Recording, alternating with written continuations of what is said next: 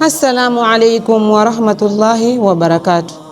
Kodi pendelo puza utelala ndijani Mikwati Muhammad sallallahu alayhi wasallam anayankula unena kuti ma akala ahadun ta'aman qattu khaira min ayakula min amali yadihi, palibe muntu amene adyapo chakudya chabwino choposa chimene wachipeza kudzera mu ntchito za manja ake.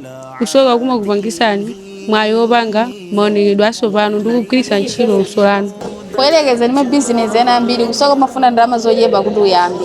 munthu kotero ngati ukwanitsa uzisokera wekha zovala ndi kusokera abale ako kuti ukwanitse kusunga ndalama.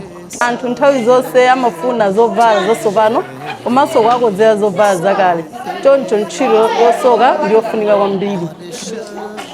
Bizinesi yosoka ikakula umatha kulemba ntchito anthu ena. Mukakhala ndi luso lochuluka mtakukhala ojambula mafashoni, tsegula shopu yayikulu kapena kuphunzitsa ena. Choncho kusoka ni njira yabwino imene imatithandizira kupeza zosowa pamoyo wathu wa siku ndi siku, kuthandiza mabanja athu komanso kutumikira anthu mu njira imene iliyololedwa ndi Allah subhanahu wa ta'ala.